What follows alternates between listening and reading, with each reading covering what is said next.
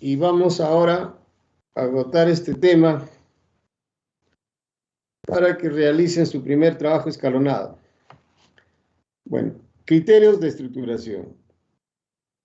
En realidad, la teoría de estructuración se basa en tres concepciones: que sea sencillo, que tenga uniformidad y sea simétrico. Es lo ideal que se debe buscar, ¿no?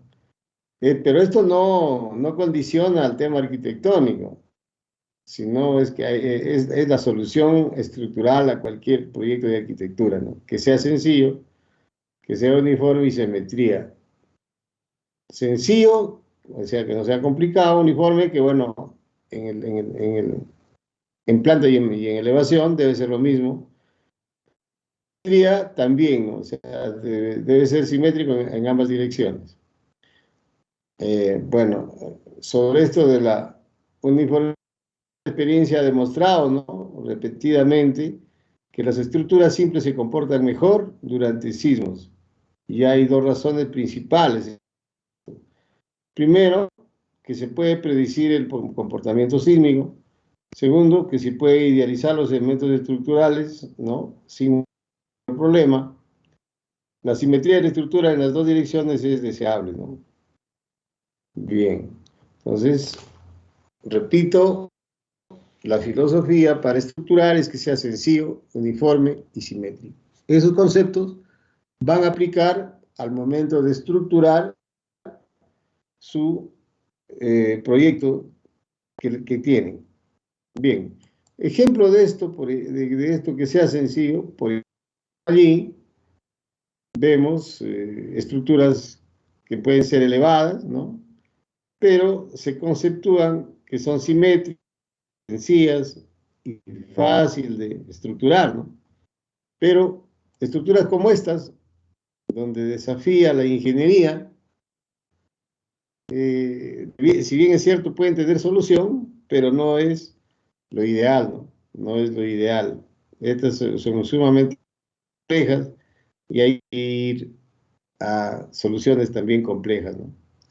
Entonces, lo ideal es de repente llevar a una estructura simple que utilizar una solución compleja. Sin embargo, este es el desafío de la ingeniería. Ustedes pueden en un momento de repente tener la curiosidad de un arquitecto y tienen que estructurarlo para que para que sea estable, ¿no? Bien. Entonces, una de los principios que dice, pues, esto, para cumplir la sencillez, la simetría, ¿no?, y la simplicidad, es evitar rarezas arquitectónicas, ¿no? Hay que hacer una distribución simétrica de los elementos y mantener una forma regular en planta y en elevación. Bien, resistencia y ductilidad. Una estructura que se proyecte debe tener como característica principal resistencia y ductilidad. Resistencia, estamos hablando a la capacidad que tienen la estructura para soportar las cargas, ¿no? Y la ductilidad, la capacidad que puede tener una estructura para deformarse en un eventual desplazamiento debido a un sismo, ¿no?, y que recupere su estado inicial. Entonces, en relación a esto, la literatura dice lo siguiente: las estructuras deben tener resistencia sísmica adecuada en dos direcciones ortogonales o aproximadamente ortogonales. No necesariamente igual, pero deben ser aproximadamente ortogonales, ¿no? ¿Ya? De tal manera que se garantice la estabilidad de la estructura como un todo. Las cargas deben transferirse desde un punto de aplicación hasta su punto final de resistencia.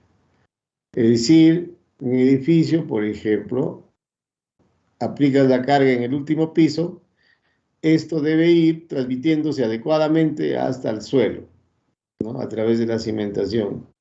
Lo que dice, ¿no?, debe transferirse desde un punto de aplicación hasta su punto final de resistencia. Otro concepto en las estructuras de concreto armado es que debe ser hiperestático y tienen que ser monolíticas, o sea, no puede... En realidad, este concepto de que sea monolítico, en realidad, un poco que está trayendo en discusión en los últimos trabajos que se hacen en la ingeniería. Y, por ejemplo, en el caso de concretos prefabricados, cuando se unan las estructuras, a veces no se que sea monolítico, ¿no? Sino ya hay disipación de fuerzas en estructuras que van, digamos, con elementos prefabricados, se pone la columna, luego se pone la viga, pero ese acomodo en un nudo ya no es monolítico, entonces, pero sí está debidamente anclado, que pueda que en ese punto haya o no haya momentos y no sea monolítico, ¿no? Pero la idea es que está bien unido. Bien, vamos a ir a la pizarra para explicar todo eso.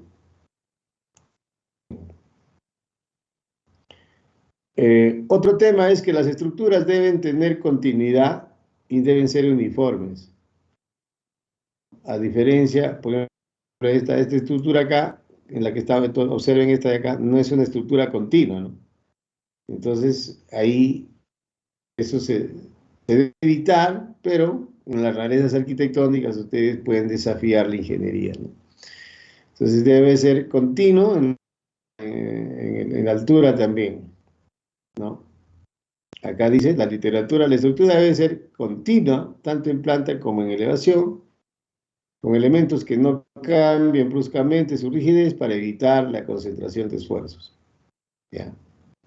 Ahora, la estructura debe ser lo suficientemente rígida para resistir fuerzas horizontales, ¿no? Sin tener que llegar a deformaciones importantes. En algunos casos, las estructuras flexibles tienen la ventaja de ser más fáciles de analizar y alcanzar la ductilidad deseada. Y las estructuras rígidas tienen la ventaja de no tener, ¿no? De no tener mayores problemas constructivos y no tener que aislar y detallar cuidadosamente los elementos estructurales. Pero desventajas de no alcanzar utilidades elevadas y su análisis es más complicado. Entonces, esta literatura de la rigidez lateral también hay que tener en cuenta. Ya hemos venido avanzando sobre ese tema. Bueno, antes de pasar, bueno, de repente para muchos voy a ir a la pizarra para explicar cada uno de estos conceptos desde acá.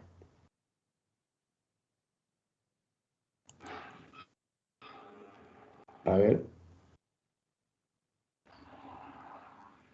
creo que ya hay. Bueno, creo que la y la uniformidad no hay discusión. Aquí de repente un poco. Vamos a la pizarra.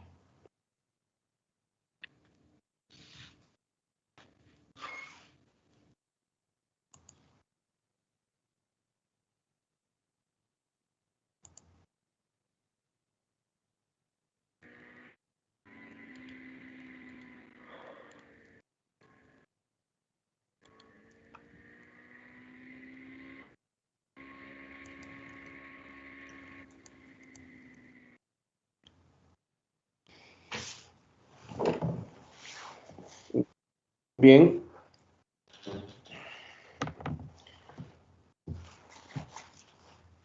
A ver,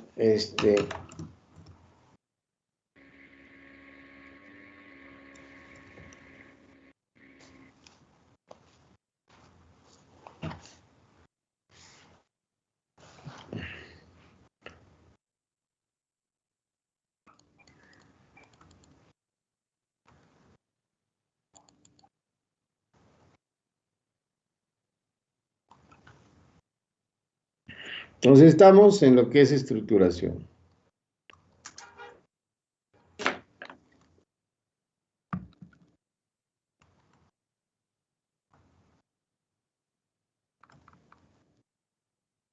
Ya, estamos en lo que es estructuración. Ahí vamos. Voy a posicionar la pizarra porque estoy haciendo mal. Bueno, allí estamos hablando de resistencia y ductilidad. ¿Qué significa resistencia y ductilidad, no? O sea, desde el punto de vista de la interpretación física. Nosotros, como hemos dicho, en el curso se trata de una estructura, como voy a poner un esquema para poder explicar adecuadamente qué es la resistencia. Entonces,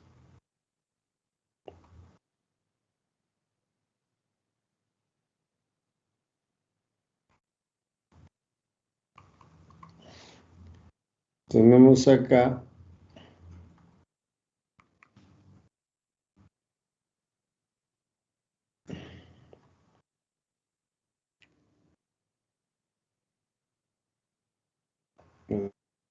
tengo que ser más abajo. Por ejemplo, ¿no? Tenemos ahí el esquema estructural en planta y en elevación. Entonces, pensemos que este edificio está referenciado a un sistema de coordenadas. Esto podría ser Z, esto podría ser X y esto podría ser Y. Entonces,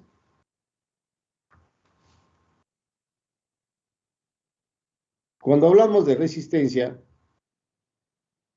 nos referimos, por ejemplo, que carga que actúe acá, vamos a poner una carga cualquiera, un objeto, ¿no? Puede ser carga. Esta carga se transmite, digamos, a esta columna, a esta columna, a esta columna, de acuerdo al área de influencia, se transmite esa carga allí, podríamos llamarle P1, P2, P3 y P4. Esa carga que está en cualquier parte de esto de la losa o de entrepisos, transmite a las columnas en forma de cargas puntuales o también momentos, ¿no? Momento M1, momento M2 y momento M3 y momento M4. Entonces, este sistema de cargas, ¿no? Deben transmitirse adecuadamente a los elementos estructurales y ser transmitidos a la suelo, ¿no? Por ejemplo, se me ocurre en esta columna, debo llegar al suelo con, con un P, podríamos llamarle un P último, y un momento último en X y un momento último en Y, ¿no? Entonces, producto de esas cargas, debo transmitir a la zapata, ¿no? Adecuadamente. Y este elemento que yo he colocado, que yo he predimensionado, ¿no? Con características de acuerdo a la norma o a criterios estrictamente de resistencia, ¿no? Debe ser resistente a las cargas que yo aplico, ¿correcto? ¿Ya? Entonces, la primera condición que sea resistente. Entonces, se entiende que los elementos deben ser resistentes a las cargas que yo impongo. B. Debe ser, de acuerdo a la teoría, hemos hablado de un concepto,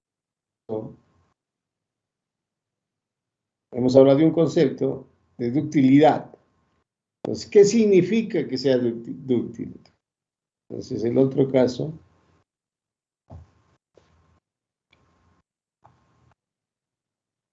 ductilidad.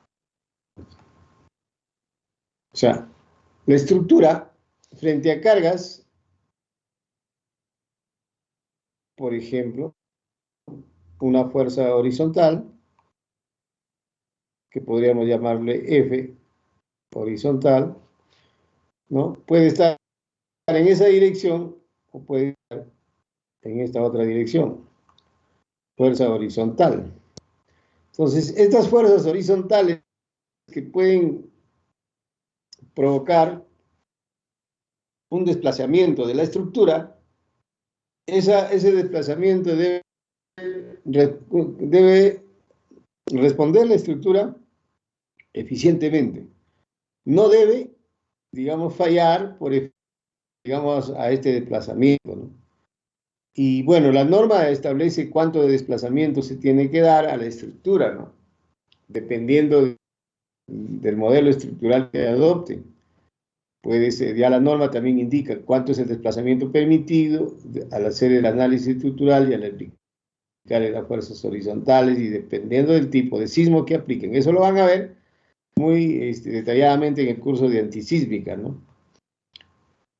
O sea, el desplazamiento lateral. Pero aquí lo que se quiere interpretar es que si estas fuerzas horizontales provocan desplazamientos, ¿no? Desplazamientos, esos desplazamientos deben ser, digamos, aceptables, ¿no? Que no conduzcan a una falla en la estructura.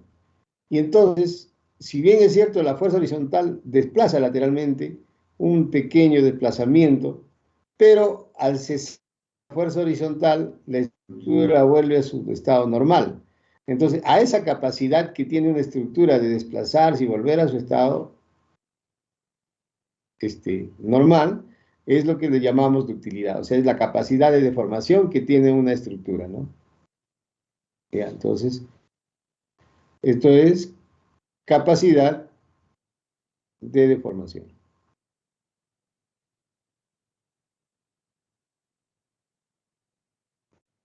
Entonces, eso es lo que queremos hacer cuando estructuremos una edificación, ¿no? Hay que tomar en cuenta eso. O sea, estos conceptos no te da la computadora, sino ustedes mismos, ¿no? Bueno, si por ejemplo, si lo idealizamos desde el PEN de repente en una determinada dirección, entonces podemos ver, vamos a suponer que es un edificio y lo vemos en un pórtico de esta manera, entonces al aplicarse la carga, esto puede desplazarse, por ejemplo, ¿no? Entonces, este delta, que es la ductilidad, ¿no? Entonces, después de cesar la fuerza horizontal,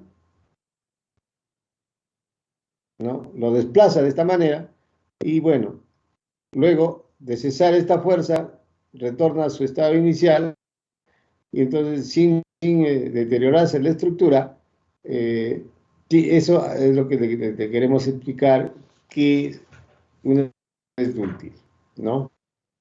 Ya, bueno, a medida en que ustedes se vayan a la práctica o se perfeccionen, porque lógicamente aquí empieza los conceptos de estructurar una edificación, ¿no? Porque ustedes probablemente estén llevando análisis 2 todavía, entonces ahí también van, y cuando lleven antisísmica, igual, ¿no? O sea, ya les vale el concepto básico de esto. Y para concreto 2, cuando se diseñe, ya se toman esto. Bien, bien. Entonces, eso es lo que queremos explicar, que es que una estructura útil. Ahora, usted me podrá preguntar, bueno, pero ese es el concepto digamos, de fuerzas horizontales. Pero entonces, ¿cómo llevo esto al esquema estructural? Entonces, nosotros en planta comenzamos a hacer la estructura, ¿no? Vamos a verlo en planta, por ejemplo, ahí. Entonces tenemos los diferentes ejes, tenemos el esquema estructural, ¿no? Y acá podríamos estar hablando de los elementos, que pueden ser columnas, ¿no? Columna, columna, columna, columna, columna, columna. Muy bien. Entonces, para lograr la resistencia y la ductilidad, lógicamente, aquí hay que aplicar que la rigidez en X debe ser igual a la rigidez en Y. Eso es lo que dice una proposición de la estructuración. Y entonces Entonces, esto es como primer caso, uno diríamos, ¿no? El otro es que yo debo colocar, ¿no? Debo colocar los elementos estructurales, ¿no? En un esquema estructural, de tal manera que sean lo suficientemente resistentes. O sea, diríamos decir, por ejemplo, el área o la sección de columna, sección, ¿no? Sección de columna. La sección de columna tiene que ver que se disponga adecuadamente de tal manera que yo llegue a que la dirección X es igual a la rigidez en Y. ¿Ya? Otro es,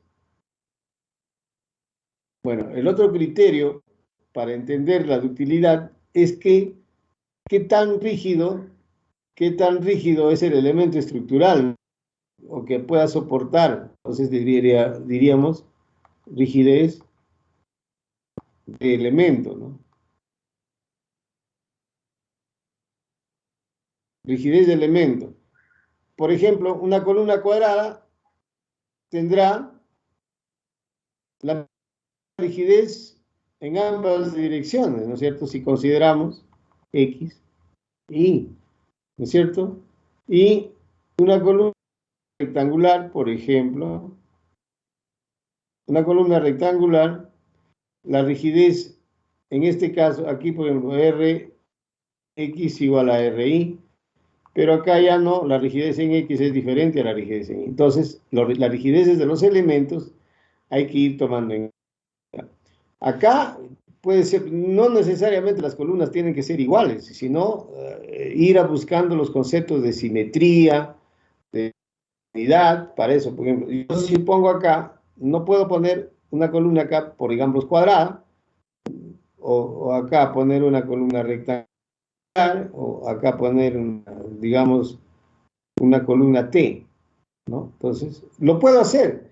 La situación es que en este debe haber simetría. Si puse eso, entonces lo correcto es que todos sean de repente columnas rectangulares o todas T, o si puede haber dos T's más dos rectangulares, entonces hay que ir configurando. Por ejemplo, si yo quisiera que sea así simétrico, entonces yo podría también colocar dos columnas T, por ejemplo, pero otra columna rectangular o cuadrada. Entonces veo que acá puede haber simetría en ese eje de respuesta a la carga horizontal, ¿no? Entonces, eso hay que tomar en cuenta al momento de estructurar. Bien. ¿Alguna pregunta? Si no hay, vamos a la clase.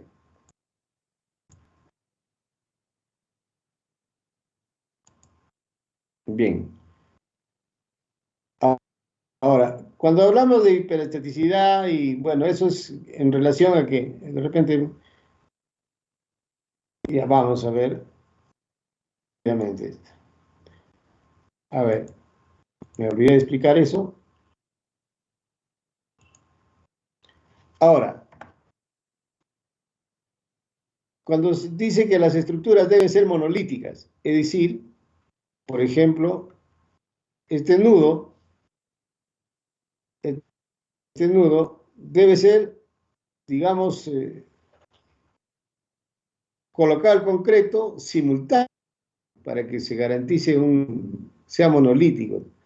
No vaciar uno un día, el otro día, y que implicaría de repente unión de junta fría. Entonces, pero sin embargo, en el proceso constructivo esto es difícil de hacerlo, ¿no? Entonces, ahí lo que ayuda a ser monolítico es esfuerzo y vaciarlo concreto. Entonces, acá esto debe ser monolítico, los nudos deben ser monolíticos. Ahora, hiperestaticidad. Una estructura de concreto armado debe tener una gran cantidad de, digamos, de soportes en el suelo que lo haga hiperestático, es decir, que tenga cuanto más redundantes, digamos, de apoyo sea, mejor será, digamos, la hiperestaticidad, con lo cual ancla la estructura y no tendría problema, ¿no? Eso es más o menos lo que se quiere explicar con que sea monolítico y que sea, digamos, hiperestático. Pero como les decía, esos conceptos un poco que ya que están siendo superados, ¿no? Ahora miren, como les comentaba la noticia en China, ¿no? En China han batido un récord de armar un edificio de 10 pisos en un día y medio. Algo extraordinario, ¿no? Pero ¿cómo lo han hecho? Y lo han hecho acabado ya, o sea, listo para entrar en uso, ¿no? Entonces, ahí, ¿qué cosa han hecho? Pero pues han diseñado los elementos por partes, ¿no? Con ciertos dispositivos de anclaje, por ejemplo, una viga acá prefabricada. El prefabricado, por ejemplo, ahí tienen la viga, bueno, y tienen la columna con las medidas tan exactas como si fuera para un mueble, ¿no? Entonces, ahí está. Entonces, esto se une. Entonces, al tener que unirse, tienen dispositivos acá de anclaje. De anclaje, acá también tiene dispositivos de anclaje, bueno, como de lugar, anclaje, viene la viga y se ancla acá. Pero no es monolítico. Entonces, ahí hace que el momento sea cero, ¿no? El momento se hace cero porque ya no es monolítico, ¿no? Entonces, ayuda. Ojo que las estructuras prefabricadas nos pueden conducir a utilizar incluso elementos más simples o de menor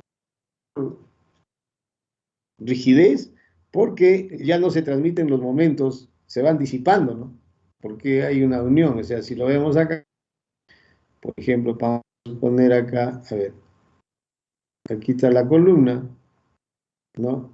Y vengo y pongo la viga ahí encima, ¿no? Entonces, el asunto es que esto se va anclando, ¿no? Se va anclando, ancla acá, y se deja el ancla para arriba para continuar la siguiente columna. Entonces, estos anclajes también son debidamente estudiados, pero ya no, digamos, no son monolíticos y pueda que habría que estudiar, se reduce el momento acá, ¿no? Una buena tesis, aquellos que les gusta estructuras, una buena tesis, por ejemplo, sería determinar el comportamiento en nudo cuando hay un elemento, cuando se usa elementos prefabricados. ¿Cuáles son las condiciones acá? Por ejemplo, sobre eso no hay investigación en este momento, ¿no? Ni tampoco la norma nos dice nada sobre los prefabricados en edificaciones. Entonces podríamos investigar nuestra realidad, cómo podemos lograr elementos prefabricados y disponiéndolos adecuadamente para que puedan cumplir la función que uno requiere, ¿no? Bueno, en algunos lugares del Perú ya se está aplicando el sistema prefabricado básicamente en puentes, ¿no? En puentes de cortas luces, en que haya grúas que pueden levantar una viga de concreto, ¿no? La viga se vacía en campo, perdón, en laboratorio, en cualquier lado, va y con una grúa va y lo coloca, ¿no? Entonces, en el caso de puentes, ya se vienen haciendo muchos puentes en el Perú por la rapidez, ¿no? Sistema prefabricado, utilizando elementos de concreto armado, ¿no? Entonces, eso es este concepto nuevo de prefabricado, todavía está en investigación, digamos, se sigue investigando. Ya, como les digo, hay una noticia en China que se ha armado un edificio de 10 pisos en un día y medio. Entonces, en el Perú todavía nuestras normas no estamos aplicando el sistema prefabricado en edificaciones. En puentes se está dando, ¿no? Y no hay ningún problema. Bien. Ingeniero, sí. Pero en nuestra realidad en el Perú, efectivamente, hacemos piso y tratamos de simular de que la columna sea monolítica, pese a que no es real, de- y no se sabe si el momento es mucho más resistente en caso nuestra o en caso ensamblado, ¿no? Yo diría Ya, que, a bueno, ver, es dependiendo de qué forma lo anclan o de qué forma lo ensamblan, a lo mejor para mejorar el momento o en caso de que ya, supongamos de que el momento ahí sea cero, ¿no? ya, Entonces, ¿cuál sería la respuesta estructural entonces de todo el sistema? Supongamos. exacto, muy bien, miren, Eh, yo, no habría una lógica estructural, ¿no? Entonces, yo creo que, no sé, pues no, su respuesta. ujú, bien, yo al respecto no puedo darles una respuesta a cabalidad, si el momento va a ser mayor o va a ser menor, pero la concepción estructural, a ver, eh, hasta este momento, el estado del arte en el conocimiento sobre este particular es que las estructuras se idealizan, ¿no? Se idealizan. Por ejemplo, un pórtico, ¿no? Por ejemplo, un pórtico, que sea un pórtico. Esto es un comentario que hace Bobadilla, muy bien. ¿Qué hacemos con este pórtico? Consideramos algunas hipótesis, que estos nudos son rígidos, ¿no? Y se deforman de esta manera, por ejemplo, ¿no? Algo así, se van deformando, pero el nudo se mantiene rígido, ¿no? O sea, algo, por ejemplo, ¿no? Esa es la deformada de una columna, pero siempre pensando en que este nudo es rígido. O sea, si. Y esta idealización pasa por toda una teoría. Por ejemplo, acá, si es empotrada, vamos a suponer que esta columna es empotrada, entonces, ¿qué sacan para el análisis estructural? Es que como que lo consideran que esto está debidamente empotrado y se deforma de esta manera. Con lo cual, incluso, este es el ángulo de deformación que uno considera, ¿no? Entonces, noten eso que se hace en este momento ilógico. Esta idealización del giro, del nudo, de cómo yo voy a idealizar. Por ejemplo, esto podría ser un simplemente apoyado, podría ser otrado, o perdón, un apoyo simple o un apoyo móvil. Entonces, o también de las características que pueda tener, por ejemplo, móvil vertical y móvil horizontal. Entonces, esas idealizaciones están ahí estandarizadas. Pero según tu comentario digamos, tu curiosidad, en el caso de un sistema aporticado, de un sistema aporticado, prefabricado, ¿cómo sería el asunto? A ver, bueno, ahí diríamos lo siguiente, ¿no? Esta columna va, por ejemplo, sobre una viga. Esta viga que está acá y que está ahí, y que luego viene otra columna más abajo, ¿ya? Y que está ahí, y que está ahí. Tu comentario. Si la viga es de esta manera, bueno, ahí también hay mucho que investigar, ¿no? De qué manera la viga se va a anclar con las columnas. Pero vamos a suponer el caso práctico y que por sentido común sería así. Entonces, es probable que acá tenga que tener anclajes, ¿no? Acá y acá, necesariamente. Ahora, ¿cuál sería la idealización estructural de esto? ¿Cuál sería la idealización estructural de esto?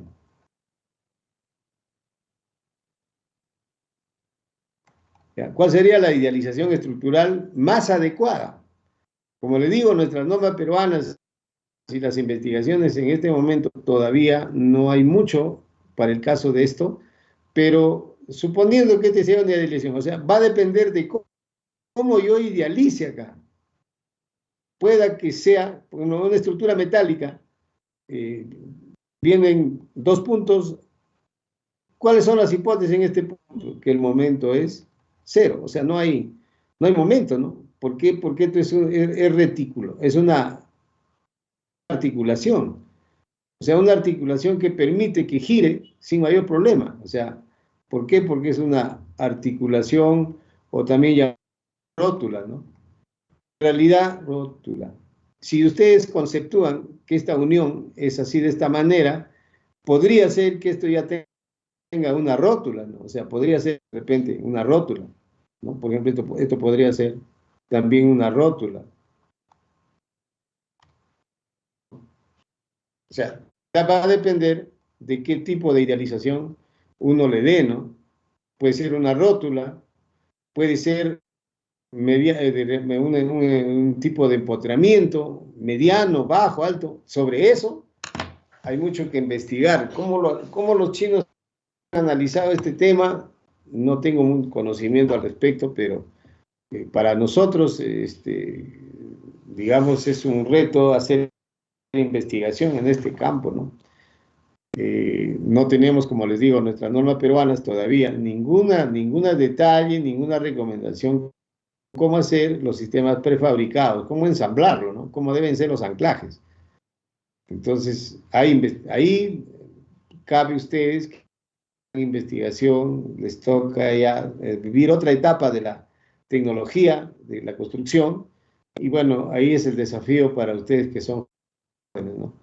Bueno, yo trataré de informarme en la medida de mi posibilidad, ¿no? Y transmitirle a ustedes, pero esta es una novedad ya estructural que no hay todavía textos, ¿no? Eso sería mi comentario. No estoy dando una respuesta, Bobadilla, como igual como tú haces tu comentario, ¿no? Pero a mi simple entender, de todas maneras, una unión que ya es tipo anclaje, aquí pues ya no es monolítico, ¿no? Ya hay una junta fría. Entonces, esa junta fría puede idealizarse tranquilamente como una rótula, pero esa rótula tenemos que garantizar, ¿no? Que ya no va a permitir de repente un giro como pensamos, pero sí tiene que haber una resistencia vertical y una resistencia horizontal, de tal manera que no haya desplazamiento del nudo, ¿no? Entonces tiene que haber un ensamblaje apropiado ahí, por sentido común. No, entonces, esto de repente ya su idealización estructural sería esto, pues, ¿no? Una articulación, una rótula, ¿no? Bien. Eso sería un comentario que les podría adelantar en los sistemas prefabricados, ¿no? Pero que no es tema del curso, probablemente ya en estudios más superiores, en un doctorado, una maestría, hacer investigación al respecto. ¿Alguna consulta?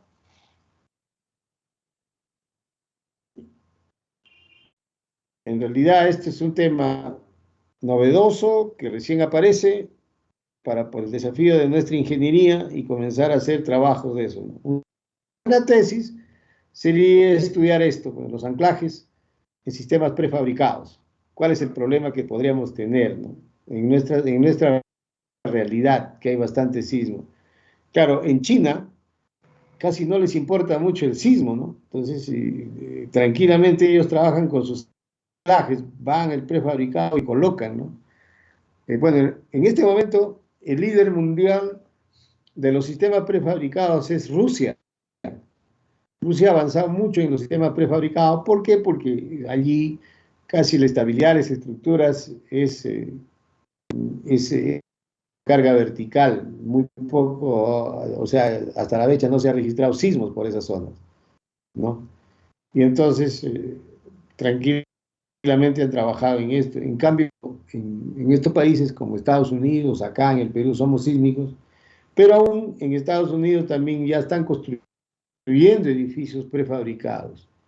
Están construyendo, pero como les digo, acá no tenemos todavía una bibliografía apropiada para nuestro país y hacer recomendaciones al respecto. Este tema tampoco pues es tema del curso, ¿no? Pero estamos haciendo un comentario. ¿Algún comentario adicional? Ingeniero, Bien. si es que quisiéramos adaptar a nuestro país, que es altamente sísmico, aún no es para nada fácil cogerlo y hacerlo, ¿no? Pero efectivamente en nuestro caso, que es un país altamente sísmico, por lo menos por la peruana, efectivamente ese nudo no nos conviene, o desde el punto de vista ingenieril no es convencional, ¿no? Porque tiene que ser un asunto de movimiento absoluto. Y si es que yo me pongo punto referencial al plano cero, efectivamente estoy viendo como si fuera un sistema relativo, más no un absoluto, ¿no? No, por eso, o sea, allí, claro, tu intuición es correcta.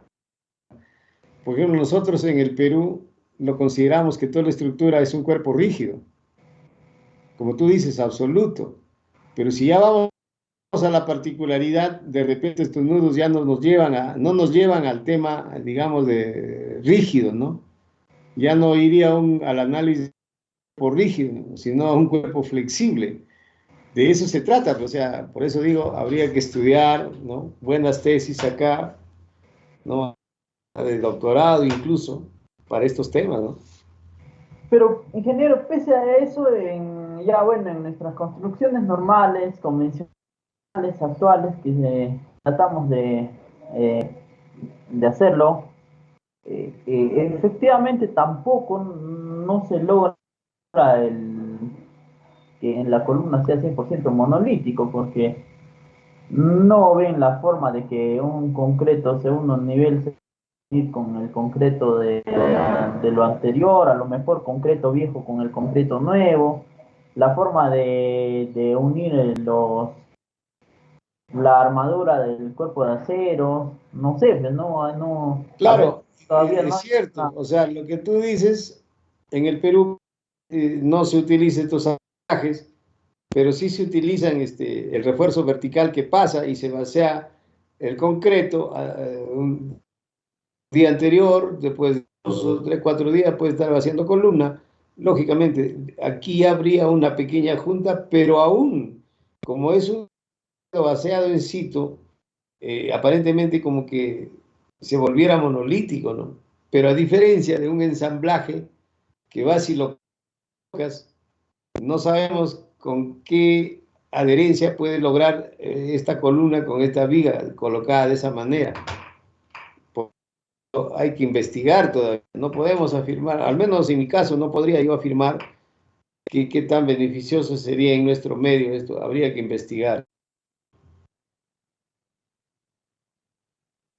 Pero es cierto, o sea, nosotros construimos las columnas por un bajo proceso, vaciamos un primer nivel, vaciamos el techo, luego las columnas, y ahí ya se genera una junta. Pero esa junta, de algún modo, se vacía concreto sobre concreto inmediatamente, y bueno, es fresco sobre dureza, sobre concreto duro, ¿no? Entonces, pero sin embargo puede lograrse algún porcentaje de adherencia, a diferencia de los otros elementos que se vienen y se arman inmediatamente, ¿no? Y puede haber luz incluso entre viga y columna, una pequeña luz, a diferencia de nuestro sistema constructivo, que no queda luz, pero podría sí quedar una junta fría. Esos son comentarios que salen para motivos de investigación en nuestro medio. Lo dejo como comentario, no hay una respuesta a plenitud, nuestras normas todavía no tienen este tema, digamos, abordado, ¿no? Bien, seguimos, pero queda como trabajos de investigación que puedan hacer ustedes a nivel bibliográfico, ¿no?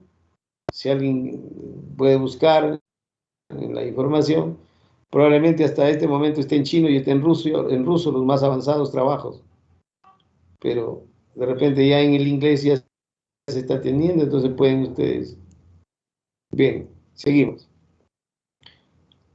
Ya hablemos de la rigidez lateral, ahora veamos. Bien, igual, en ese mismo orden que he mostrado, dice que debemos estructurar estructurar un diafragma rígido. O sea, ese diafragma rígido está constituido por vigas y columnas, ¿no? De tal manera que ese diafragma pueda soportar las fuerzas horizontales aplicadas. O sea, debe ser un diafragma totalmente rígido. Como les decía, en nuestra metodología actual nos dice pues, de que debe haber este diafragma rígido porque todo es monolítico. Pero ya en un sistema prefabricado, de repente esto no se cumple, ¿no?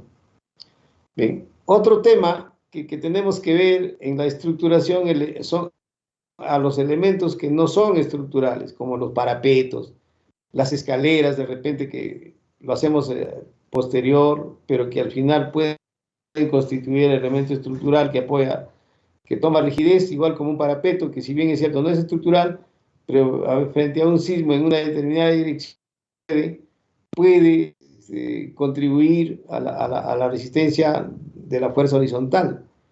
Y esto de repente ocasiona incluso fallas en las columnas. En los últimos sismos que ha pasado acá en el país, el último sismo que pasó en Ica, por ejemplo, hubo una experiencia en los colegios, de que en los colegios se hacen pues columnas, vigas, techo aligerado, y se le pone parapetos para soportar una ventana, ¿no? Y que va a una determinada altura, por decir, a 1 metro de altura va el parapeto y de ahí ventana. Entonces, en el último sismo que se hizo en Ica, se ha notado de que esos muros han provocado una falla de columna corta. Entonces quiere decir que ese elemento no es estructural, aparte que no es estructural, puede comprometer la resistencia de la estructura y por lo tanto hay que tomar en cuenta esto en el momento de estructurar. ¿Ya? A ver, de repente vamos a la pizarra en esto para ver, mostrarle cómo es que... Miren, como les decía, en Ica, este tema de la... En Ica, a ver,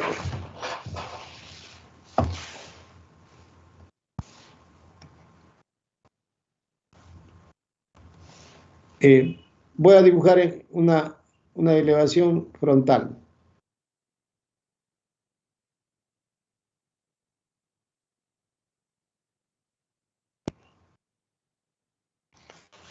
Para ver el aporte de los elementos estructurales. Entonces, aquí, pongamos, va una columna, una viga, una columna, una columna. Bien. Y entonces, esta es una ventana. Ya. Y este es muro. Por ejemplo, un muro de ladrillo, puede ser de ladrillo, ¿no? O puede ser de concreto, depende. Entonces,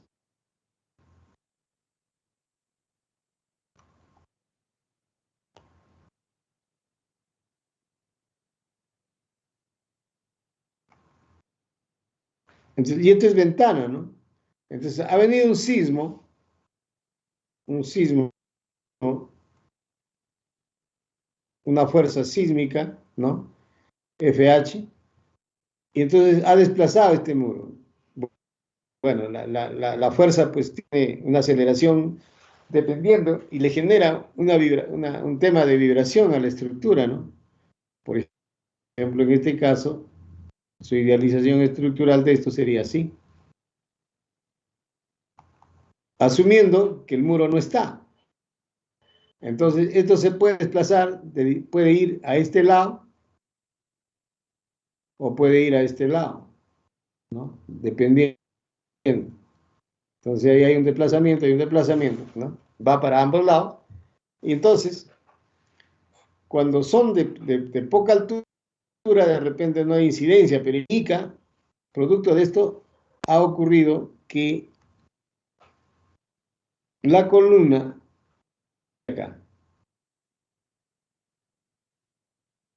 Entonces, ¿y por qué ha fallado ahí y no abajo? ¿No? Por esta resistencia del muro.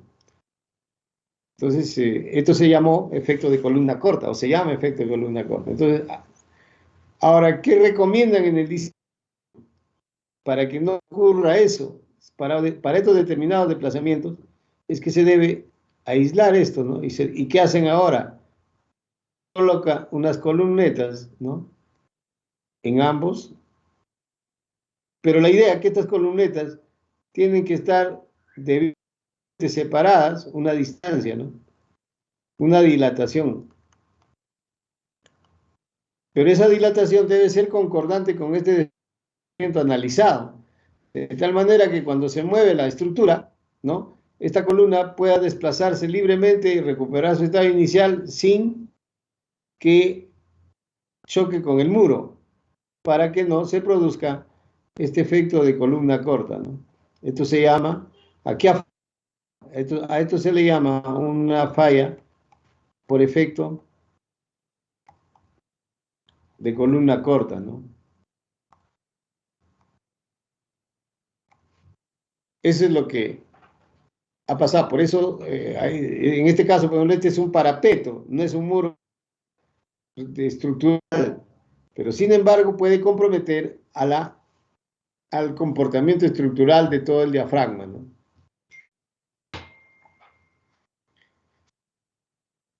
Bien, ahora, perdón, a todo el esquema estructural, decía.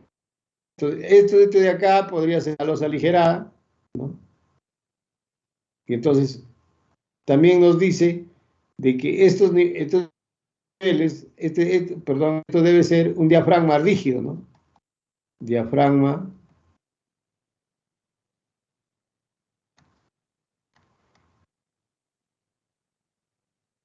rígido. Un diafragma rígido. Esto debe ser rígido. Entonces, de tal manera que cuando yo haga mi modelo estructural, ¿no? Ese diafragma rígido, llevarlo al modelo estructural, por ejemplo, para varios pisos, tendríamos así, ¿no? Por ejemplo, si es de 3 pisos, esta es la masa concentrada, constituye el diafragma rígido, ¿no? Masa del diafragma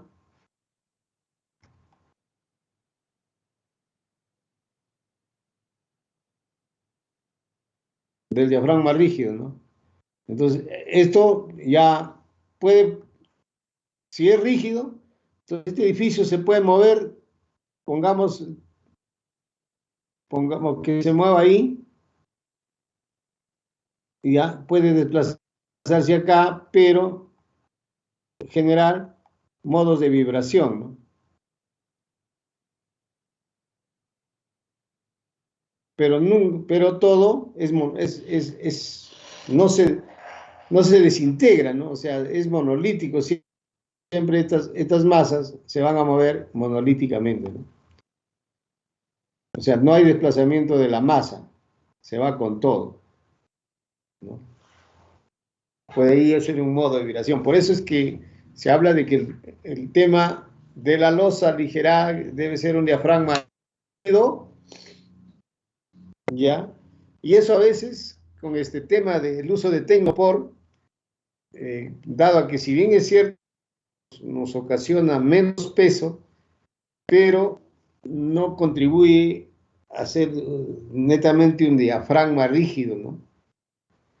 Ahí hay siempre discusión para edificios de gran altura. No conviene usar Tecnopor, ¿no? Tecnopor puede ser usado en una forma apropiada hasta 6 pisos.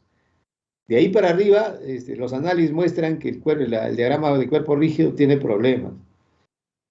Y para arriba ya casi todos los edificios son armados con losa sólida, ¿no? Para que el diafragma pues, se comporte como tal. Bien, entonces con esos conceptos explicados, queda claro qué cosa tenemos que tomar en cuenta al momento de ir estructurando. Bien, finalmente, ¿cómo se construye el esquema estructural. Ya. Primer criterio, hay que definir ejes estructurales, ¿no? Y los criterios para definir un eje estructural es el tamaño del ambiente, importancia de la edificación, la arquitectura, el número de pisos, los colindantes. El espaciamiento mínimo entre ejes es 1.20, bueno, esto es lo que manda la norma. Va a depender de la zona, el tipo de terreno, el alineamiento de elementos y los ejes que deben ser coincidentes en todos los pisos. Entonces, esos son los criterios que hay que tomar en cuenta para definir un eje estructural. Bien, vamos a explicar los ejes estructurales para que quede claro.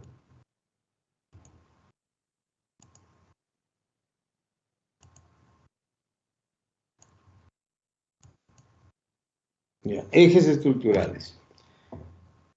¿Qué es un eje estructural?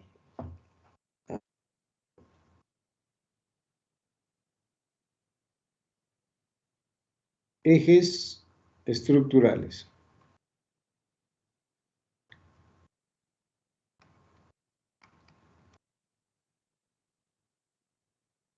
Ya. ¿En qué consiste un eje estructural? Bueno, ustedes en este momento tienen su plano de arquitectura, por eso en algunos casos les estoy respondiendo. Ustedes eliminen todo lo que las columnas indican en su proyecto de arquitectura y comiencen a trabajar nuevamente, pero con la racionalidad que ahora vamos a estudiar. Por ejemplo, tenemos acá una vivienda, pongamos así.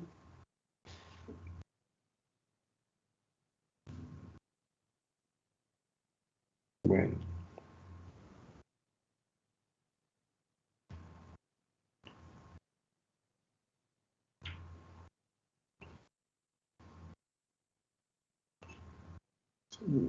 Un poco que no me ayuda la...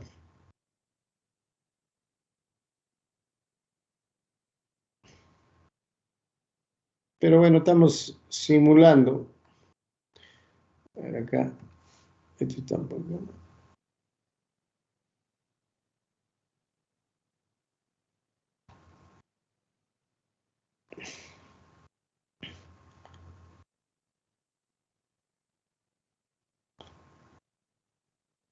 Pongamos ahí, entonces tenemos acá un ambiente. Ahí está una puerta. Y bueno, seguimos. Y acá tenemos esto. Otra pared. Pongamos que esta es una puerta. Esta es otra puerta. Y bueno, acá también.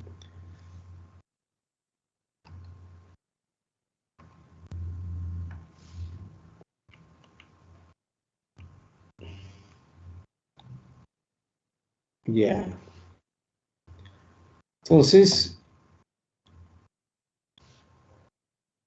¿qué son los ejes estructurales? Los ejes estructurales son alineamientos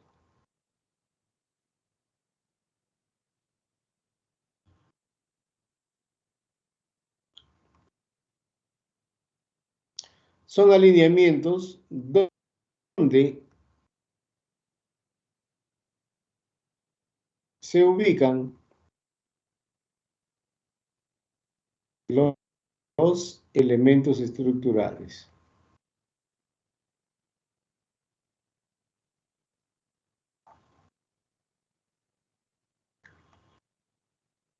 ¿Cuáles son sus elementos estructurales? Para el caso de nuestro curso, son las vigas, son las columnas, pero de modo general puede ser placas,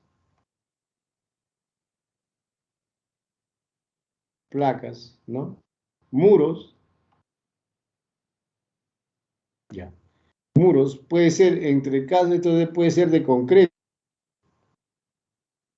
o puede ser de ladrillo, ¿no? muros que pueden ser de concreto. Entonces, esos alineamientos pueden ser eso. Entonces, por ejemplo, acá, vamos a suponer que yo tengo generalmente los límites, el eje va al medio, ¿no? Vamos a...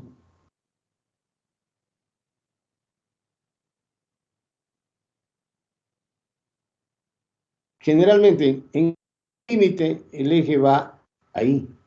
Y, por ejemplo, lo puedo enumerar. Generalmente los límites constituyen un eje estructural, generalmente. Entonces, en este eje, por ejemplo, acá podría haber una columna. Y acá también podría haber otra columna. Y de repente acá también otra columna. Entonces, este eje, que lo vamos a llamar eje 1, no en el sentido de X, en el sentido de Y. Entonces, a esta disposición de elementos sobre un alineamiento se llama eje estructural. Y es clave, ¿no? Ahora, el espaciamiento que yo coloque, ¿no?, entre columna y columna está disponible por la norma y dice que este espaciamiento debe ser mínimo, debe ser mayor o igual a 1.20, debe ser considerado eje estructural. ¿Ya? Pero esto ¿dónde ocurre? Generalmente, por ejemplo, en este pasadizo, acá podría ser. Entonces, ahora, pero terminemos antes el tema del que se entienda con claridad el eje estructural. Entonces, en un eje estructural, digamos, se ubican los elementos estructurales, que pueden ser vigas, pueden ser columnas, placas, muros. Entonces, en este caso, por ejemplo, yo estoy eligiendo solamente colocar columnas. Ahora bien, esta es la arquitectura, acá no hay columnas, ¿no? Entonces, pueda que yo coloque mi columna acá, por ejemplo, ¿no? Otra columna ahí y otra columna ahí, por ejemplo. Entonces, a este alineamiento, que el eje va por ahí, que podría ser el 2, sería otro eje estructural. Otro que podría ser acá, ¿no? Y allí. Entonces tendríamos otro eje estructural que le llamaríamos 3. Y finalmente el eje 4, para este ejemplo, ¿no?, que también te podríamos considerar como una columna, ¿no? Como un alineamiento. ¿Ya? Y bueno, aquí también para arriba y para, bueno, eso es en el sentido, digamos, Y. Y en el sentido X igual. Pongamos acá. Este es el eje. Pongamos. El orden no hay ningún problema. Puede ser de abajo hacia arriba o de arriba hacia abajo. No interesa. Entonces, a esos alineamientos donde están los elementos estructurales se llama ejes estructurales. Esto, a veces el arquitecto por sentido común la puede colocar, pero ¿quién lo afina? El ingeniero estructural. Que te diga el arquitecto, ¿no? Si tú ya ves que eso es posible, queda como tal, puede coincidir, pero no necesariamente, ¿no? En arquitectura chozas, hay que trabajar mucho sobre el tema de cómo ir ubicando los elementos estructurales, ¿no? Y entonces, para los ejes estructurales hay varios criterios que hay que tomar en cuenta. Uno de ellos, para colocar los ejes estructurales, entonces, para definir los ejes estructurales, se llevan varios criterios. El tamaño del ambiente, por ejemplo, la arquitectura, ¿no? La importancia de la estructura, por ejemplo, en estructuras públicas, como colegios, por ejemplo, no puedo colocar columnas a cada 2 metros, cada 3 metros, sino de repente respetando la arquitectura. Entonces tiene que ver. Entonces, para ubicar estos ejes hay varios criterios. Estos son los ejes estructurales. Ya, si hubiera alguna pregunta hasta aquí, en la duda de cómo o qué entender por eje estructural, o si no la tienen claro, consultar. Ingeniero, disculpe. Ya. Bueno, usted comentó que la distancia mínima entre la columna será 1,20 m. ¿También cumple para lo que es la horizontal? Perdón. sea, usted comentó que la distancia entre la columna era mayor a 1,20 m, o sea, como mínimo era 1,20 m, pero Esa es la distancia entre ejes estructurales. en Por ejemplo, en horizontal también tiene que cumplir lo mismo, o solamente es para ya, acá. Por ejemplo, esta distancia debe ser mayor o igual a 1,20, como mínimo. Mínimo. Ya. Pero eso es la distancia para ser considerado como un eje estructural mínimo. ¿Por qué? Porque esto ocurre generalmente en edificios que tienen pasadizos. Pero en otros ambientes no vas a poner cada 1,20 la columna, pues, ¿no? Hay que ver ahí varias razones. Económico, comportamiento estructural, tiene que ver la funcionalidad, tiene que ver el costo y la seguridad. Entonces, pero la norma dice que para ser considerado eje estructural debería tener un desplazamiento mínimo de 1,20. ¿Cómo te llamas? Rondán, ingeniero. Ya, muy bien.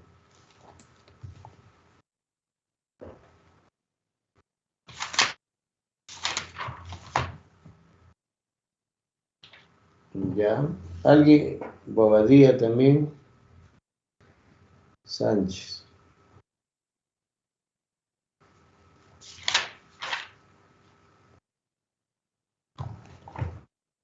Bien. ¿Alguna otra pregunta respecto a los ejes estructurales? Entonces, esto es lo que van a desarrollar en su trabajo. No quisiera, ahora, una vez que ustedes en la arquitectura han definido la ubicación de sus ejes estructurales, ¿ya? Después de esto, llevan al esquema estructural. ¿Y qué es el esquema estructural? ¿Ya? Entonces, luego de eso pasan al esquema estructural.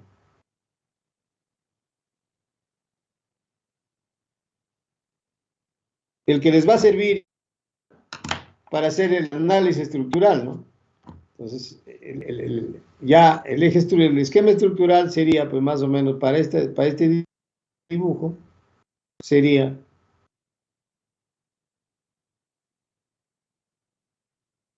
pongamos ahí, el esquema estructural sería la viga ahí, viga hasta acá, viga hasta acá.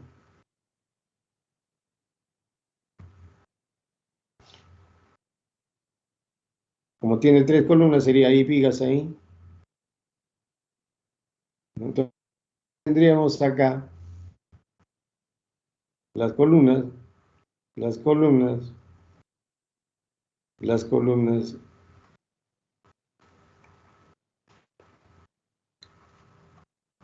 Y este sería el esquema estructural que en edificios importantes, en proyectos importantes, les obligan que tienen que presentar el esquema estructural, ¿no? Entonces, acá el eje sería, por ejemplo, I, esto va al medio, B, y ahí C. Y en el otro sentido también, este sería C, B, este sería igual, pongamos 1, 2, 3, y acá 1, 2 y 3. Entonces, este es el esquema estructural.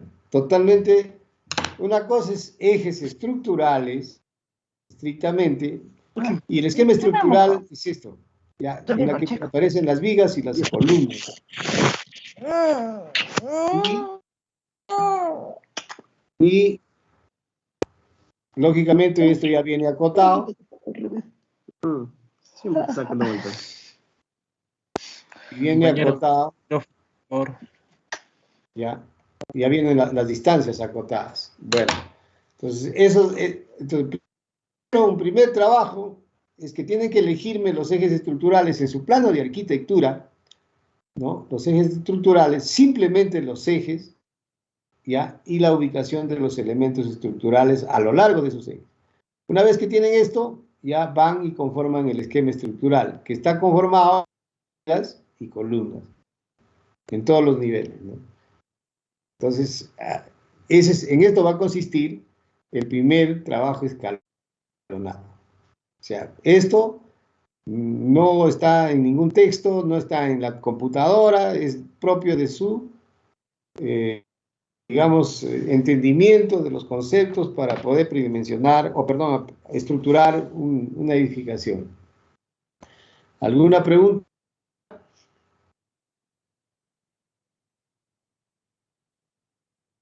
Bien. Ingeniero, Sí. ingeniero, por ejemplo, ¿cuál es lo más recomendable? ¿Hacer la distribución de habitaciones, todo en el terreno y después hacerlo, colocar las columnas, todo, ¿no?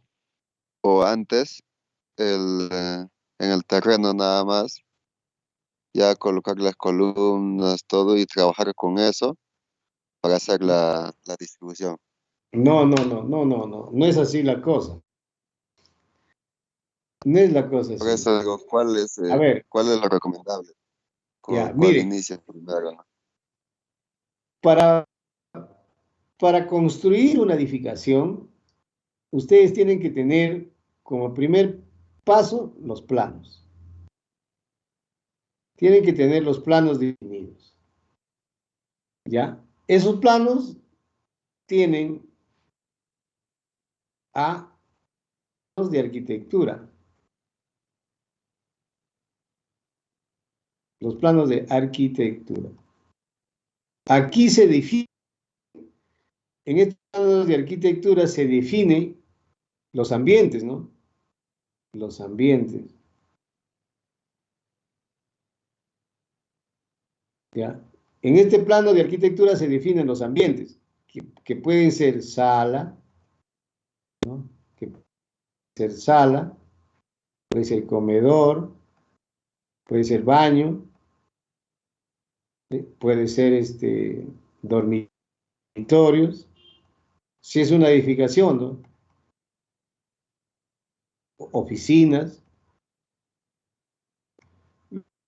lo que quieran, pero aquí en este proyecto de arquitectura se define esto. Esto lo define ¿quién? El arquitecto, no nosotros, el arquitecto. Si bien nosotros llevamos un curso de arquitectura, pero ese es para tener el conocimiento básico. Y que también podemos, si tenemos el talento, podemos nosotros diseñar algún proyecto de arquitectura. Como, por ejemplo, yo a veces hay proyectos de arquitectura, cuando yo voy a construir y encuentro pues, que elaborado por un arquitecto y en mi sentido les digo que eso no funciona y le sustento al arquitecto y el arquitecto lo cambia. Entonces, ahí de repente es digamos, una fortaleza que uno tiene para poder ver la arquitectura, ¿no? Pero a veces todos los ingenieros descuidamos la arquitectura y lo ve el arquitecto, estrictamente el arquitecto. O sea, el arquitecto ya ni pienso, simplemente el arquitecto me dice qué es lo que debe ser. Pero también ustedes con ese curso básico, ¿no? Pueden hacer proyección, porque la arquitectura es tipo una imaginación de cómo va a ser, ¿no? Y para satisfacer las necesidades del cliente, del usuario, ¿no? Pero esto, les digo que pasa directamente por responsabilidad del arquitecto y ellos son los que firman esto. Y luego viene B, lo que es estructuras. Ya. En lo que es estructuras, con estos planos de arquitectura que tienen, yo tengo que definir mis ejes estructurales. Acá. Primerito, para estructurar, ¿no? Ejes estructurales. Luego, esquema estructural.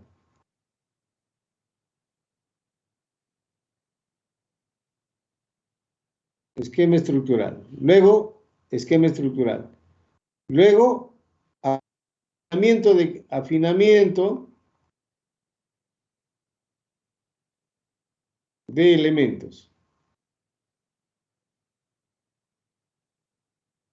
que pueden ser, ya les he dicho, columnas, vigas, placas, muros, lo que sea, ¿no? Lo que voy a utilizar para la estructuración. Entonces, esto no es que se me ocurre que yo primero estructuro y después hago los ambientes, no. El arquitecto tiene que definir esto. Una vez que ha definido el arquitecto, ustedes pasan a la estructuración y una vez que quede esto estructurado, van al análisis, al cálculo. Ahí sí ya utilizan una herramienta, ¿no? Que puede ser una computadora, ¿no?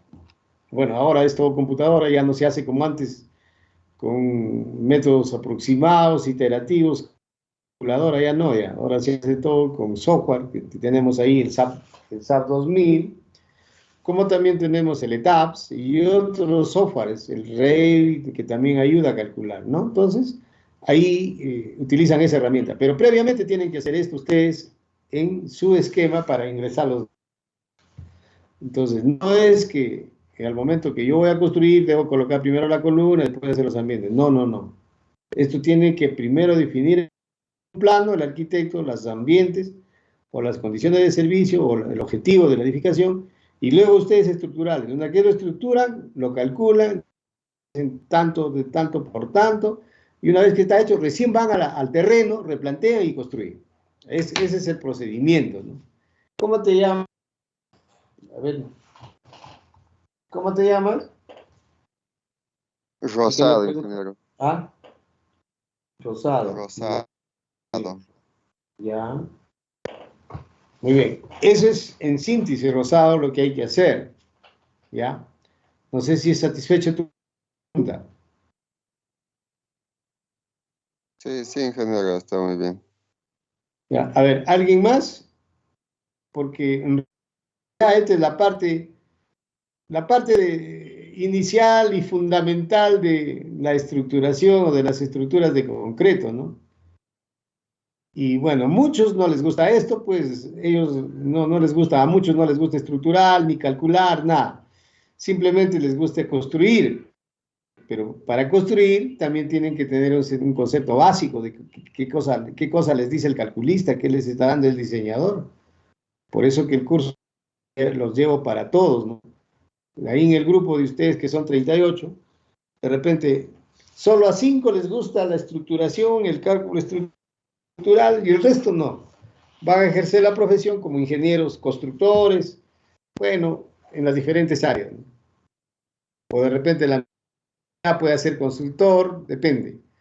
Ya va a depender. Pero si fueran a la rama de la consultoría, tendrían que saber con mucha propiedad todo esto. El que ejecuta tiene que tener el entendimiento básico. Bien, vamos a la teoría.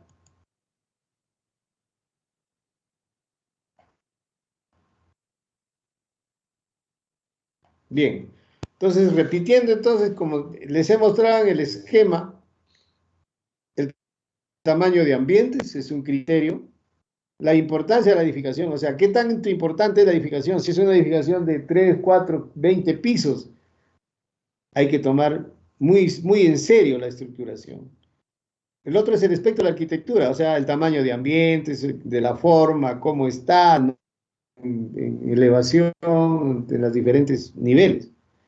El número de pisos, los colindantes, ¿no? ¿Cómo están los colindantes?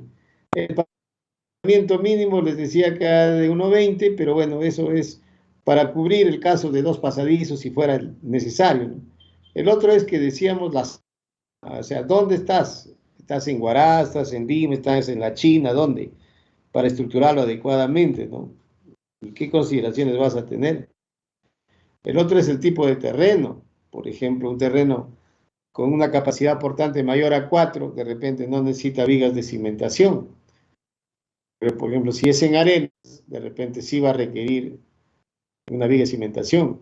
El otro hay que tomar que los elementos estén alineados en lo posible. Hay construcciones que son trapezoidales, triangulares, hasta circulares, ¿no? Entonces, pero el alineamiento de los elementos estructurales sí debe darse. Y luego, tomar en cuenta qué ejes estructurales deben tomarse y qué deben coincidir en todos los niveles. Lo importante es eso, ¿no? Que coincida en todos los niveles. Bien, con esta explicación ustedes están entonces en la capacidad de ir a la práctica y como primera tarea, a definir sus ejes estructurales y su esquema estructural, que me deben entregar la próxima semana hasta el día sábado. ¿Ya? ¿Alguna pregunta? Entonces comiencen a trabajar en su edificación. Y la nota va de 0 a 20, y en la medida en que ustedes muestren un interés, que yo lo voy a revisar, sus planos, sus ejes estructurales, en la medida en que ustedes hayan notado interés de poder conceptuar, de poder asimilar todos los criterios para estructurar, va la nota. Así que no me pueden engañar agarrando, por ejemplo, ahí he visto varios planos que ya les estoy volviendo, les digo, borrar columnas y continuar. Entonces, cuando les digo borrar columnas, se quedan con su arquitectura y comienzan ustedes a definir ejes estructurales que no necesariamente puede coincidir con sus ejes arquitectónicos, ¿eh? Que es totalmente distinto. El arquitecto dice, bueno, puede ser que esto coincide con columna, pero no necesariamente, ¿ya? Y no hagan lo que el arquitecto ya les ha puesto ahí, porque si lo hacen igual, obviamente les voy a poner nota baja, ¿no? Tomen entonces el interés, la importancia de estructurar. Ojo que eso acá es el paso importante. De acá ya no lo van a ver nunca más el tema de estructuración, ¿no? Ya no lo van a ver. Y esto es lo más importante porque no hay bibliografía, tampoco la máquina piensa por ustedes tienen que pensar cómo va a estructurarse. Ya una vez que han estructurado, utilizan la herramienta para hacer el cálculo, determinación de cortantes, momentos, todos los esfuerzos necesarios. Pero antes a la computadora tienen que alimentarle del esquema estructural, ¿no? Si no, nada. Y esto es lo más importante. Bien. ¿Alguna pregunta entonces hasta aquí? Bien. Si no hay ninguna pregunta, vamos a ver metralla de cargas.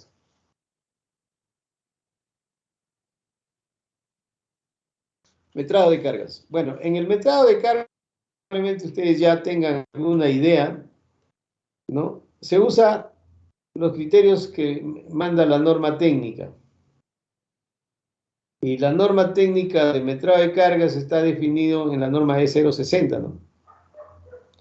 Ahora, el metrado de cargas no es exacto, es un aproximado. Bueno, la literatura que dice, es una técnica para estimar las cargas actuantes sobre los elementos estructurales de una estructura. O sea, es una técnica para metrar, ¿no? Para estimar las cargas que actúan. Esa estimación de cargas pues no es tan exacta, ¿no? Por eso dice. Este proceso es aproximado, ya que por lo general se desprecian los efectos hiperestáticos producidos por los momentos rectores, ¿no? Entonces, de manera general, al metrar cargas debe ponerse en la manera como que se apoya un elemento sobre otro, o sea, a nivel estático, ¿no?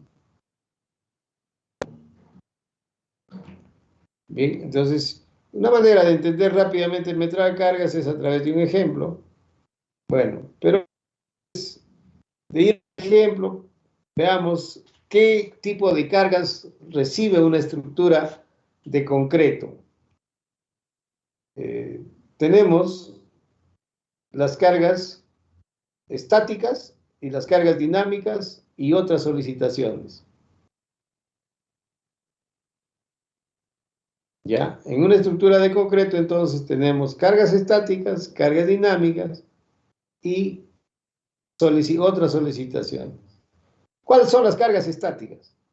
Las cargas estáticas estrictamente están definidas, ¿no?, por las cargas gravitacionales, que en este caso es el peso propio de la estructura, el peso de los acabados, de tabiques, maquinarias, ascensores, ¿no?, ocupantes, las personas que lo ocupan, ¿no?, otros servicios, otro dispositivo de servicio que se fije en la estructura. Entonces, estas son las cargas digamos, estáticas, ¿no? Bueno, en resumen, debería decirle primero, las cargas estáticas tienen dos conceptos, carga muerta y carga viva. En la carga estática hablábamos del peso propio, el peso de acabado, los tabiques, los ascensores y otros aditivos que estén fijos a la estructura. Y las cargas son las cargas de los usuarios, los muebles, las nieves. O sea, las cargas que son vivas son aquellas que no permanecen durante toda la vida útil de la estructura, sino pueden cambiar de posición, o pueden ser evacuadas, o pueden ser colocadas. Por ejemplo, en un salón de clase, los alumnos van en 1 hora, escuchan su clase 2 horas y luego se retiran. Eso es considerado como una sobrecarga. Otro, podemos llevar unos muebles a un ambiente y después de tiempo los llevamos a otro lado. El otro, que puede haber una nieve sobre una estructura, pero que eso se cae. El agua, que se puede considerar, que el agua que puede considerarse, a ver un minutito, dime, Robert. Aló, a ver, revisa tu CCI. Allá. Más de un ratito estoy en casa, ¿ya? Ya. Entonces, ahí tenemos esas dos cargas que constituyen las cargas estáticas, las cargas muertas y las cargas vivas. Luego vienen las cargas dinámicas. Bueno, las cargas dinámicas en realidad son aquellas cuya magnitud, dirección y sentido varían rápidamente con el tiempo. Bueno, estos son los desplazamientos que se provocar por el sismo, ¿no? Generalmente, los esfuerzos de desplazamientos que se originan sobre la estructura también cambian con el tiempo, ¿no? En el instante en que ocurre la máxima respuesta estructural, no necesariamente coincide con la máxima solicitación. Estas cargas, pues no, digamos, las cargas dinámicas, estas son las que puede producir digamos, la vibración,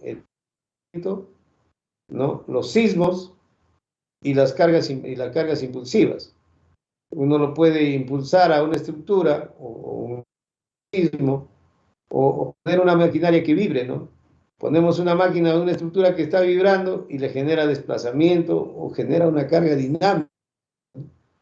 El viento, por ejemplo, una estructura de gran altura, a ver, el viento, una estructura de gran altura, no vayan a pensar que no influye el viento. El viento tiene una magnitud dependiendo de la velocidad y depende del área de contacto, ¿no? Para que pueda producir una gran fuerza horizontal, ¿no? Ustedes noten más que si agarran el play en un lugar donde hay bastante aire y lo colocan perpendicular a la dirección del aire, les puede levantar, ¿no? Porque fuerte choca sobre el área de contacto y genera una fuerza enorme que lo puede levantar. Entonces, en una estructura es similar, la área, dependiendo del contacto, y puede influenciar el viento, ¿no?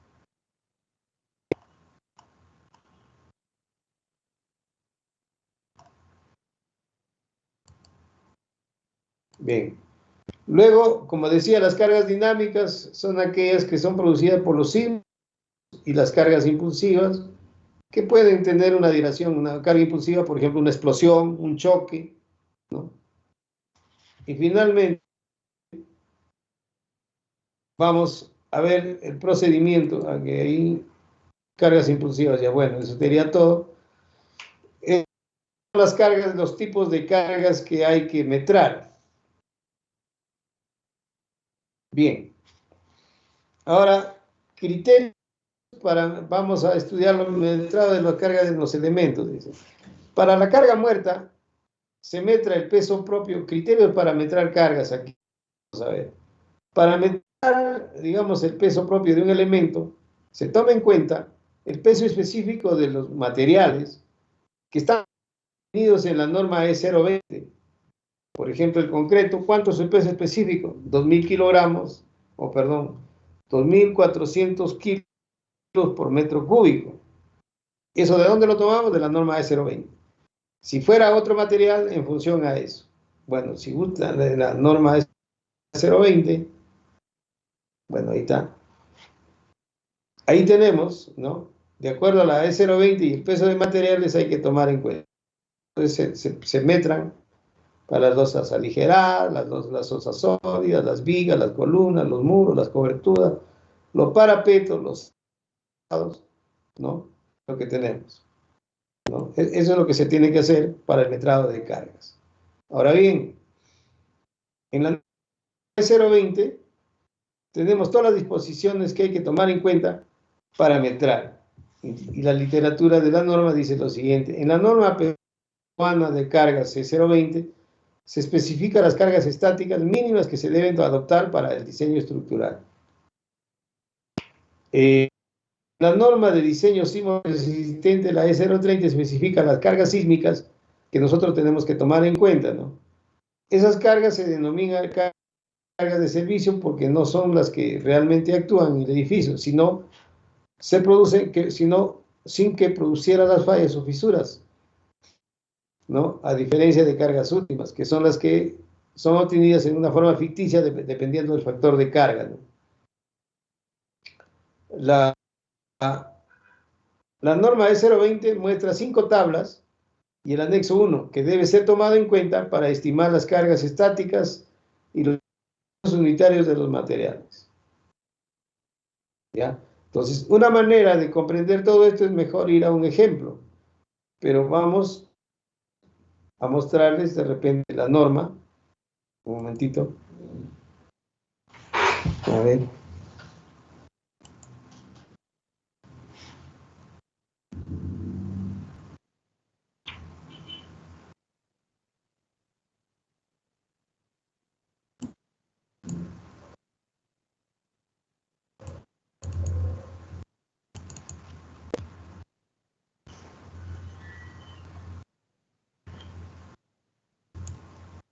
Entonces, vamos a mostrar la norma E020. Bueno, esta norma E020 que está vigente, y como le decía, en esta norma se definen 5 tablas. La tabla 1. La tabla 1, donde dice las cargas vivas mínimas que debemos considerar para metrar cargas. Por ejemplo, dice, en almacenes hay que considerar una sobrecarga de 5 ppa o kilopascales o 500 kilos por metro cuadrado. En bibliotecas, en centros de educación, en garajes, en hospitales, en hoteles, ¿no? En industria y instituciones, lugares de asamblea, ¿no? Por ejemplo, en lugares de asamblea con asientos fijos. Para el diseño hay que considerar una carga viva de 300 kilos por metro cuadrado. En oficinas, en teatros, en viviendas, por ejemplo. Para analizar una vivienda hay que considerar una carga de 200 kilos por metro cuadrado, por piso, ¿no? Entonces, allí tienen ustedes, en esta tabla, las sobrecargas que hay que considerar para determinar la carga última de diseño o la carga de servicio, ¿no? Que ya lo vamos a ver más adelante. Bueno, luego viene otra tabla acá, la tabla 2, en la que nos dice para el peso que debemos, perdón, el pozo para escaleras, balcones y todo, ¿qué hay que considerar, ¿no? ¿Qué cargas verticales hay que considerar? Luego viene la tabla 3, el factor de carga viva sobre el elemento, ¿no? Que tenemos que tomar en cuenta en el caso de,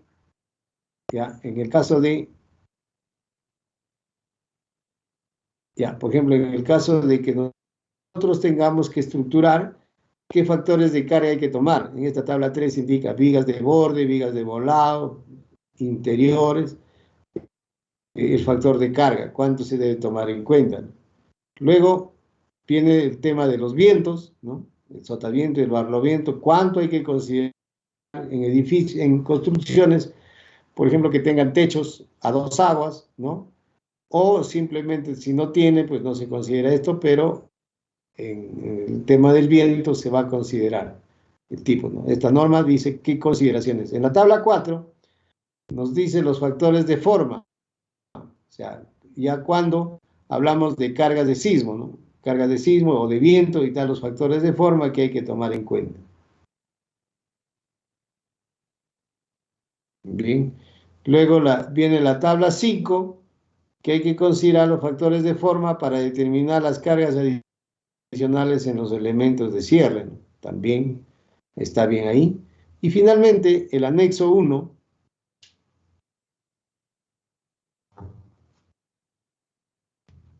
Bueno, también en esta norma nos dan las combinaciones de carga que hay que tomar en cuenta para esfuerzos admisibles, ¿no? O sea, para cargas de servicio. Pero que esto generalmente en nuestro método de diseño actual no se toma en cuenta, pero voy a explicar en su momento cuando vemos métodos de diseño. Y luego viene el anexo 1, como les decía, el material que uno tiene que considerar para el diseño, cuando, por ejemplo, si es un corcho, cuánto pesa por metro cuadrado, y si es un adobe, cuánto pesa, si es un concreto simple, ¿no? Por ejemplo, el concreto, el casquete de ladrillo, estamos considerando, o un muro, 1800 kilos por metro cúbico, ¿no? El peso, la grava, 2000, la piedra pómez, ¿no? El concreto armado, el concreto simple habla de, bueno, concreto simple, ya, dependiendo que esté constituido con estos materiales, y el concreto armado, por ejemplo, el concreto armado dice que debo añadir 100 kilos al peso del concreto simple. Entonces, si el concreto simple me dice acá, concreto, a ver, 2300, ¿no? Que es el caso con grava, concreto simple con grava, estamos hablando de 2300, entonces estamos hablando que el peso del concreto es 2400 kilos por metro cúbico. Entonces, esa tabla de anexo para todos los materiales que se va a considerar en el diseño. Luego viene pues la carga horizontal que hay que tomar en cuenta de acuerdo al mapa geofísico del Perú, o eólico para los vientos, para el sismo también. Bien, entonces, en esa número 20 nos advierten qué consideraciones debemos tomar en cuenta para metrar cargas. ¿Alguna pregunta? Y si no hubiera, nos quedamos aquí porque ya llegamos al final de la clase. ¿Alguna pregunta? Entonces, hasta aquí tienen ustedes el primer trabajo escalonado que deben presentarme la próxima semana. Lo voy a enviar ya, digamos, voy a aperturar la plataforma por donde tienen que entregar su tarea y allí me suben todo en PDF, ya, por favor, todo en PDF. Nada en otro porque carga demasiada memoria, entonces en PDF todo. Ya, todo en PDF. Yo voy a revisar, háganlo con las ganas de aprender, dominar, y cualquier consulta me pueden hacer, no hay ningún problema. Entonces, si no hay más preguntas, nos quedamos aquí y será hasta mañana. Muchas gracias por su atención, estimados alumnos. Ingeniero, hasta mañana. Sí. Le quería hacer una cosa mi plano. Lo que pasa es que el plano que he elegido, como tiene, o sea, es más de 200 metros cuadrados, pero porque tiene un poco de áreas verdes y mientras va creciendo, se va achicando el área de techado. ¿Usted cree que sea bueno hacer un plano así o es mejor? ¿Cómo te llamas tú? ¿Ya lo has tu plano o todavía? No, creo que todavía no lo reviso porque no veo nada en el SBA que haya mencionado. De repente me falta, creo, como 10 planos. Algo de 10 me está faltando, ahí estás tú. Ya voy a terminar de revisarlo hoy día, mañana ya lo tienen. Entonces, no hay ningún problema. Más bien al contrario, cuando tú estructures una edificación caprichosa, tu nota va a ser mayor. No como aquellos que creo que han hecho el plano a su manera y lo hacen más sencillo. Eso tienen una nota menor, definitivamente, ¿no? Entonces, no, sino que Yo creo que, o sea, no es, estoy pensando de que quizás no es lo que está pidió porque se va achicando el área, o sea, No, no, no me hay refiero ningún hacia, problema, no hay ningún problema. El punto de partida es que tengas mayor a 200 metros cuadrados. si el terreno sí es más de 200 metros cuadrados, pero Ya es no hay porque también tiene problema. un poco, es porque tiene un poco de áreas verdes también. No, no hay problema. A ver, voy a revisarlo, ¿ya? ¿Los Ya, mandáis en ingeniero, PDF o en en AutoCAD? AutoCAD, está AutoCAD, está ingeniero. Ya, ya, lo voy a revisar, ya. Ya, ok, ingeniero, muchísimas gracias. Ya. ¿Alguien más? Bien, entonces nos quedamos ahí. Gracias por su atención, mis estimados alumnos, y nos vemos mañana.